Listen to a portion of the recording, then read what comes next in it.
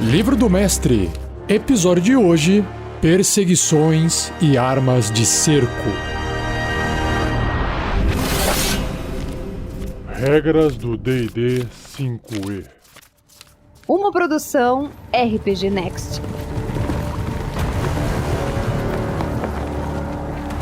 Seja bem-vindo, seja bem-vinda a mais um episódio do Regras do D&D 5e. Aqui é o Mestre Rafael47, dando continuidade na leitura do livro do Mestre do RPG Dungeons & Dragons 5ª edição. Estou na parte 3 do livro, chamada Mestre de Regras, ainda no capítulo 8, chamado Conduzindo o Jogo.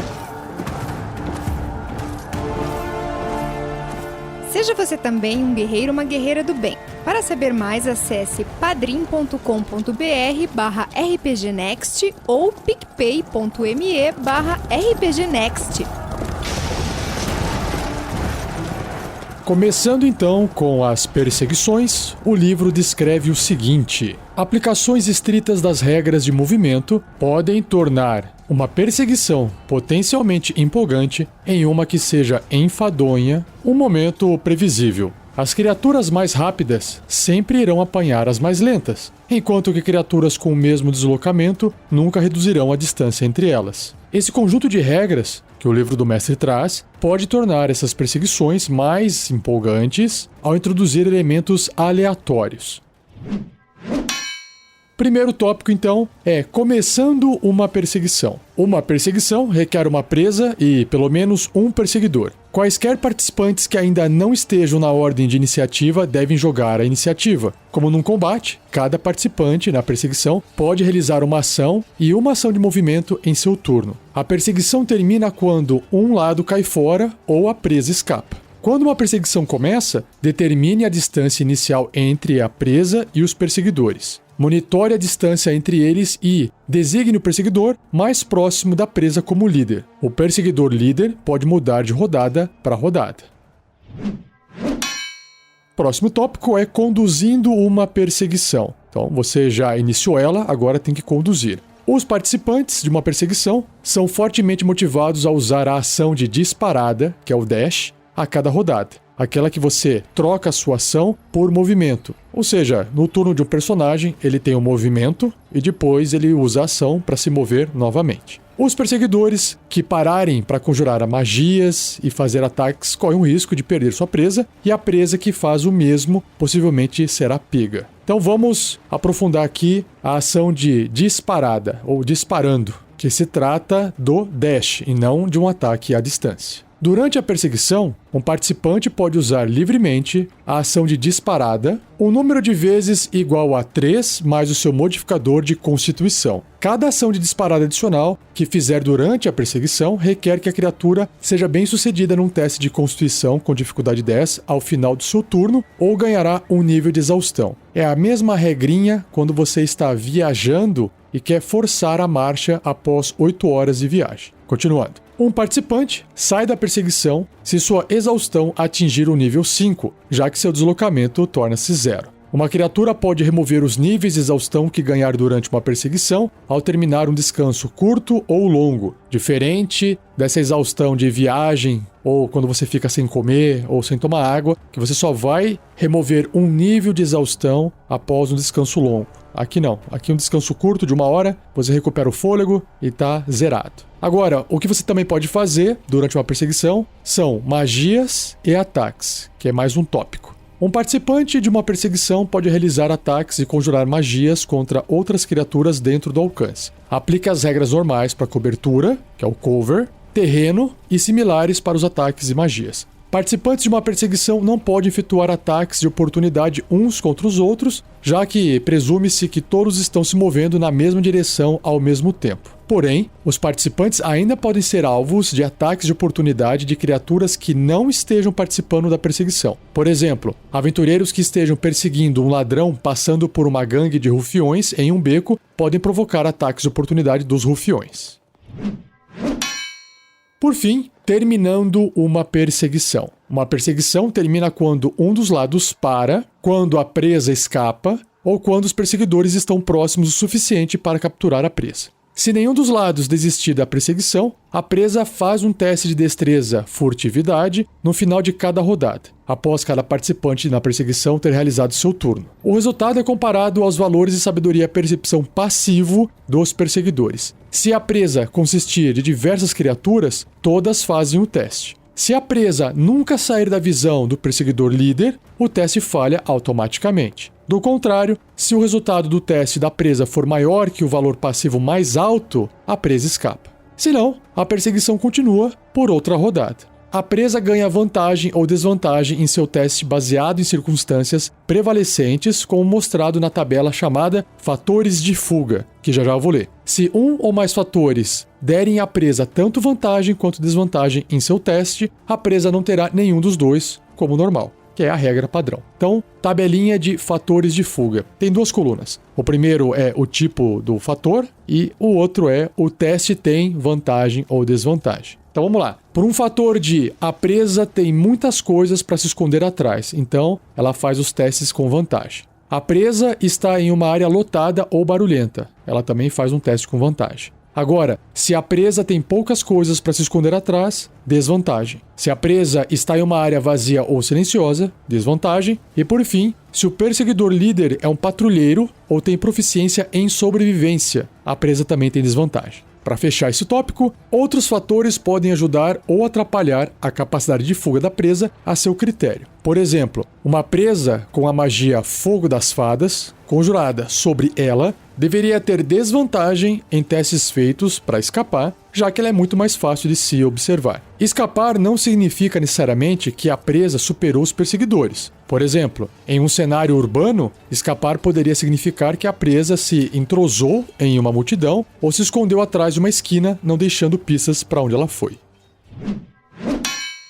Ainda tem mais um tópico chamado complicações numa perseguição, que diz: como em qualquer boa cena de perseguição, complicações podem surgir para tornar a perseguição mais emocionante. A tabela chamada Complicações em uma perseguição urbana e a tabela Complicações em uma perseguição na natureza concedem diversos exemplos. As complicações ocorrem de forma aleatória. Cada participante na perseguição rola um D20 no final do seu turno. Consulte a tabela apropriada para determinar se uma complicação ocorre. Se ocorrer, ela afeta o próximo participante da perseguição na ordem de iniciativa, não o participante que rolou o dado. O participante que rolou o dado, ou o participante afetado pela complicação, pode gastar inspiração para negar a complicação.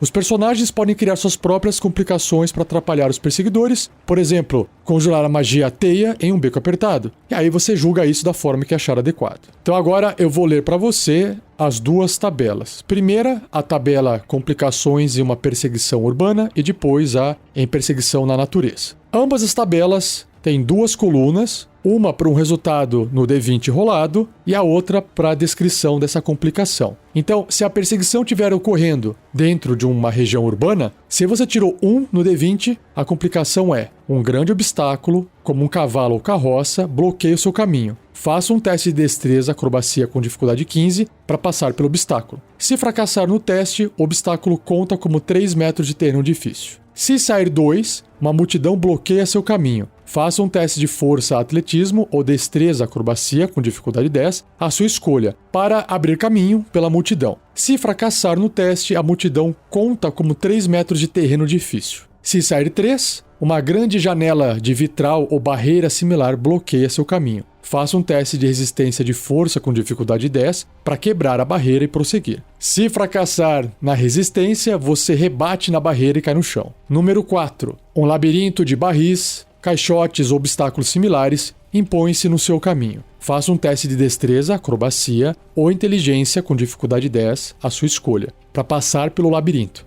Se fracassar no teste, o labirinto conta como 3 metros de terreno difícil. Número 5. O solo abaixo de seus pés está escorregadio devido à chuva, óleo derramado ou outro líquido. Faça um teste de resistência de destreza com dificuldade 10. Se fracassar na resistência, você cai no chão. Número 6. Você se depara com um bando de cães brigando por comida. Faça um teste de destreza, acrobacia com dificuldade 10, para passar desimpedido pelo bando. Se fracassar na resistência, você é mordido e sofre 1d4 de dano perfurante e os cães contam como 1,5 metro de terreno difícil. Número 7. Você entra em uma briga em andamento. Faça um teste de força atletismo, destreza acrobacia ou carisma intimidação com uma CD igual a 10, a sua escolha, para poder passar desimpedido pelos brigões. Se fracassar no teste, você sofre 2d4 de dano de contusão e os brigões contam como 3 metros de terreno difícil. Número 8. Um mendigo bloqueia seu caminho. Faça um teste de força, atletismo, destreza, acrobacia ou carisma intimidação com dificuldade 10, a sua escolha, para passar por ele. Você obtém sucesso automaticamente se jogar uma moeda pro mendigo. Se fracassar no teste, o mendigo conta como 1,5 metro de terreno difícil. 9. Um guarda, e aí você tem que ver o manual dos monstros para poder ver as estatísticas de jogo dele. Super zeloso confunde você com outra pessoa. Se você se mover 6 metros ou mais no seu turno, o guarda fará um ataque de oportunidade contra você com uma lança. E essa lança tem mais 3 para atingir e causa 1d6 mais 1 de dano perfurante. Número 10. Você é forçado a fazer uma curva acentuada para evitar colidir com algo intransponível. Faça um teste de resistência de destreza com dificuldade 10 para fazer a curva. Se fracassar na resistência, você colide com algo duro e sofre 1d4 de dano de contusão. Por fim, se você tirar de 11 a 20 no dado, no D20 no caso, não tem complicação alguma. Ou seja, você tem 50% de chance de não encontrar com nada durante a perseguição urbana. Agora, a outra tabela, que é a tabela de complicações em uma perseguição na natureza, que tem a mesma configuração que essa tabela. Se você tirou 1 no D20, a complicação é: seu caminho leva você para um monte de arbustos. Faça um teste de força, atletismo ou destreza, acrobacia com dificuldade 10, a sua escolha, para passar através do arbusto. Se fracassar no teste, o arbusto conta como 1,5 metro de terreno difícil. 2. Terreno irregular ameaça retardar seu progresso. Faça um teste de destreza acrobacia com dificuldade 10 para passar pela área. Se fracassar no teste, o solo conta como 3 metros de terreno difícil. 3. Você entra em um enxame de insetos. Tem que ver o manual dos monstros para poder acessar as estatísticas de jogo dessa criatura. E também tem que ver com o mestre para poder ver qual tipo de inseto faz mais sentido. Então, o enxame faz um ataque de oportunidade contra você, que tem mais 3 para atingir, e se atingir, causa 4d4 de dano perfurante. Agora, se sair 4 no D20, um córrego, ravina ou um terreno pedregoso bloqueia seu caminho. Faça um teste de força, atletismo ou destreza acrobacia com dificuldade 10, a sua escolha, para atravessar esse obstáculo. Se fracassar no teste, o obstáculo conta como 3 metros de terreno difícil. Número 5. Faça um teste de resistência de constituição com dificuldade 10. Se fracassar nessa resistência, você fica cego por um sopro de areia, poeira, cinzas, neve ou pólen até o final do seu turno. Enquanto estiver cego dessa forma, seu deslocamento é reduzido à metade. 6. Uma queda súbita pega você de surpresa. Faça um teste de resistência de destreza com dificuldade 10 para passar pelo obstáculo. Se fracassar nessa resistência, você cai 1d4 vezes 1,5 metro, sofrendo 1d6 de dano de contusão para cada 3 metros de queda, como normal. E aí fica caído no chão. 7. Você é pego por uma armadilha de caçador. Faça um teste de resistência de destreza com dificuldade 15 para evitá-la. Se fracassar na resistência, você é pego por uma rede e fica impedido. Veja o capítulo 5, chamado Equipamento, no livro do jogador, para as regras sobre como escapar de uma rede. 8. Você é pego por um estouro de animais assustados. Faça um teste de resistência e destreza com dificuldade 10. Se fracassar na resistência, você é arrebatado e sofre 1d4 de dano de contusão e 1d4 de dano perfurante. 9. Seu caminho leva você a um monte de vinhas na valha. Faça um teste de resistência de destreza com dificuldade 15 ou use 3 metros de seu movimento, à sua escolha, para evitá-las. Se fracassar na resistência, você sofre 1d10 de dano cortante. Se sair 10 no dado, uma criatura nativa na área persegue você. O mestre escolhe uma criatura apropriada para o terreno. E se sair de 11 a 20, sem complicação. Bom, uma vez que eu acabei de ler as tabelas, o livro volta aqui para a parte de complicações. Ele tem mais um tópico chamado Projetando suas próprias tabelas de perseguição. As tabelas apresentadas, que eu acabei de ler, não funcionam em todos os ambientes possíveis. Uma perseguição nos esgotos, por exemplo, lá na cidade de Portão de Baldur, o Baldur's Gate, ou pelos becos cheios de teias de aranhas de Mel-Zob-Razan, que é a cidade dos elfos pretos, os Drolls, podem inspirar você a criar sua própria tabela. Outro tópico é se separando. As criaturas perseguidas podem se separar em grupos menores. Essa tática força os perseguidores a dividirem suas forças também ou permite que parte da presa escape. Se uma caçada se dividir em diversas perseguições menores, resolva cada perseguição separadamente. Conduza uma rodada em uma perseguição, então uma rodada da seguinte e assim por diante, monitorando as distâncias de cada grupo separadamente. Outro tópico é mapeando uma perseguição. Se você tiver a oportunidade de planejar uma perseguição, passe um tempo desenhando um mapa grosseiro para mostrar a rota. Insira obstáculos em pontos específicos, principalmente os que requeram que os personagens façam testes de habilidade ou testes de resistência para evitar retardo ou parada. Ou use uma tabela aleatória de complicações similar às dessa seção. Do contrário, improvise enquanto joga. As complicações podem ser barreiras para o progresso ou oportunidades de confusão. Os personagens sendo perseguidos através de uma floresta por bugbears poderiam ver um ninho de vespas e desacelerar tempo suficiente para atacar o ninho ou arremessar pedras nele, assim criando um obstáculo para os perseguidores. O mapa de uma perseguição pode ser linear ou ter diversas ramificações, dependendo da natureza da perseguição. Por exemplo, uma perseguição em carrinhos de mina tem poucas, se não nenhuma, ramificações, enquanto que uma perseguição nos esgotos tem diversas.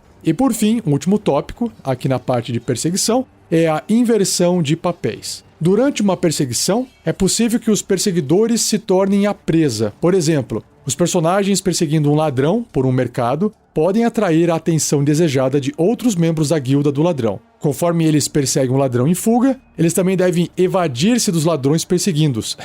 Jogue a iniciativa para os recém-chegados e conduza ambas as perseguições simultaneamente. Em outro cenário, o ladrão em fuga poderia correr para os braços ansiosos de seus cúmplices. Os personagens em menor número, então, decidem fugir com os ladinos no seu encalço. Indo agora para as armas de cerco. Armas de cerco são projetadas para assaltar castelos e outras fortificações muradas. Elas têm muito uso em campanhas caracterizadas por guerras. A maioria das armas de cerco não se movem pelo campo de batalha sozinhas. Elas precisam de criaturas para movê-las, assim como para carregar, mirar e dispará-las. Então agora aqui no livro, ele entra na apresentação dessas armas de cerco como se fossem criaturas igual do livro do monstro. Então, começando com o Ariete. O Ariete é um objeto grande, sua classe armadura é 15, ele tem 100 pontos de vida e imunidade a dano de veneno e psíquico. E a descrição segue. Um ariete consiste em uma plataforma móvel equipada com um tronco pesado suspenso por correntes presas em 2 vigas no teto. O tronco é calçado por ferro e usado para bater em portas e barricadas. São necessários pelo menos 4 criaturas médias para operar um ariete. E devido à proteção do teto, esses operadores têm cobertura total contra ataques vindos de cima. E a ação do ariete é a batida, que é um ataque com arma corpo a corpo, mais 8 para poder atingir ao alcance 1,5 m um objeto, e se acertar causa 16, que são 3d10 de dano de contusão. Já a balestra, que é um objeto também grande, tem classe armadura também 15, mas metade dos pontos de vida de um ariete, 50. Por ser um objeto, também tem imunidade a dano de veneno e psíquico. Uma balestra é uma besta maciça que dispara setas pesadas. Antes dela poder ser disparada, ela deve ser carregada e mirada. Leva uma ação para carregar a arma, uma ação para mirá-la e uma ação para dispará-la. Caramba! E o ataque dela é a seta. É um ataque com arma à distância, mais 6 para atingir. A distância é 36/144 metros, apenas um alvo. Se acertar, vai causar 16 ou 3d10 de dano perfurante. Próxima arma de cerco é o caldeirão suspenso, um objeto grande, classe armadura 19, tem 20 pontos de vida, também por ser um objeto tem imunidade a dano de veneno e psíquico. Um caldeirão é um pote de ferro suspenso para que possa ser virado facilmente derramando seu conteúdo. Quando esvaziado, um caldeirão deve ser reabastecido, e seu conteúdo geralmente deve ser reaquecido. Antes de poder ser usado novamente, são preciso 3 ações para encher um caldeirão e uma ação para virá-lo. Os caldeirões podem ser enchidos com outros líquidos, como ácido ou limo verde, produzindo efeitos diferentes. E aí, a ação que ele tem se chama óleo fervente. O caldeirão derrama óleo fervente numa área de 3 metros quadrados diretamente abaixo dele, ou seja, 2 quadradinhos por 2 quadradinhos. Qualquer criatura na área deve realizar um teste de resistência de destreza com dificuldade 15, sofrendo 10 ou 3d6 de dano de fogo se fracassar na resistência,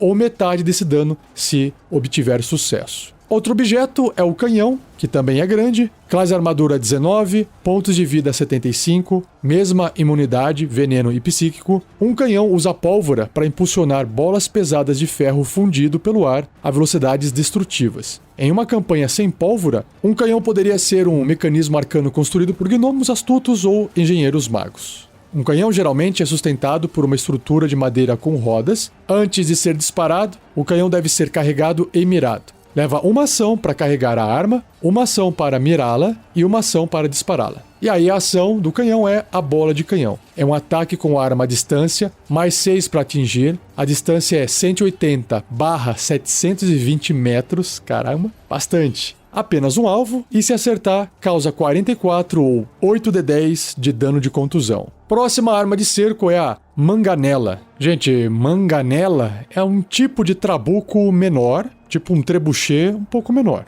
E me perdoem, porque eu não sou especialista em armas de cerco medieval. Ela é um objeto grande, classe armadura 15, 100 pontos de vida, também imunidade a dano de veneno e psíquico. Uma manganela é um tipo de catapulta que arremessa projéteis pesados em arcos elevados. Essa carga pode atingir alvos atrás de coberturas. Antes da manganela poder ser disparada, ela deve ser carregada e mirada. São necessárias 2 ações para carregar a arma, 2 ações para mirá-la e uma ação para dispará-la. Uma manganela geralmente arremessa uma pedra pesada, apesar de poder arremessar quaisquer tipos de projéteis produzindo efeitos diferentes. E aí o ataque que ela tem, a ação que ela tem é a pedra de manganela. É um ataque com arma à distância, mais 5 para atingir. A distância é 60/240 metros e não consegue atingir alvos a menos de 18 metros dela. E se acertar, vai causar 27 ou 5d10 de dano de contusão. Mais um objeto é a torre de cerco, que passa a ser um objeto imenso. Classe armadura 15, 200 pontos de vida, imunidade a dano de veneno e psíquico. Uma torre de cerco é uma estrutura de madeira móvel, com vigas armadas e ripas em suas paredes.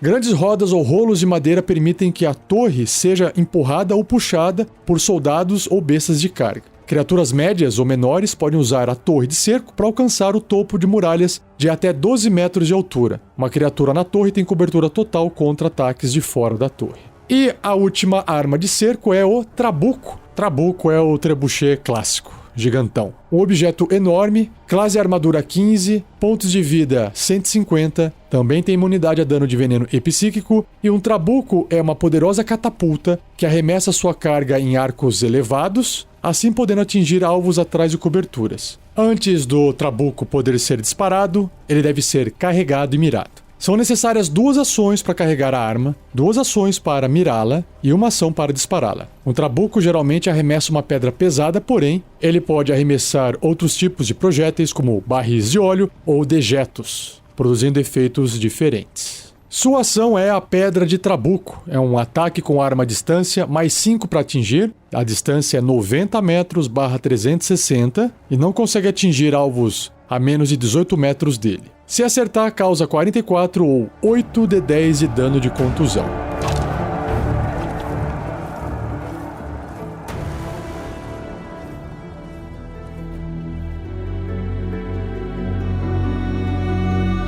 E assim eu encerro mais um episódio do Regras do D&D 5e. Esse foi mais curtinho do que os outros, porque se eu tivesse emendado o próximo assunto, ia ficar um episódio muito, muito grande. Então, eu dei uma encurtada nesse. Porque também tem que aliviar o editor lá. Agradeço ao Gleico Vieira Pereira por mais essa edição fantástica. Não esqueça de compartilhar, deixar o like, comentar se for o caso. Enfim, já sabe, né? Sempre faça alguma interação com o nosso conteúdo para torná-lo mais relevante e ajudar outras pessoas a encontrá-lo na internet. E também não se esqueça de comentar com seus amigos e amigas, principalmente aqueles que não conhecem ou não ouvem podcast. Acho que conhecer hoje em dia todo mundo conhece, talvez não tenha o hábito de ouvir ainda, né? Porque as pessoas têm muito tempo para poder ficar vendo o vídeo, ou dão play no YouTube e ficam só ouvindo, né? Mas o podcast é fantástico para você poder ouvir enquanto faz outras coisas, porque não tem imagem, né? Não precisa da imagem. E também pedir para eles procurarem pelo RPG Next no Spotify, beleza? E não perca o próximo episódio, onde eu vou fechar esse capítulo 8, chamado Conduzindo o Jogo, com os tópicos sobre doenças, venenos, loucura, olha só, e pontos de experiência. Beleza? Então é isso, muito obrigado, um abraço e até o próximo episódio.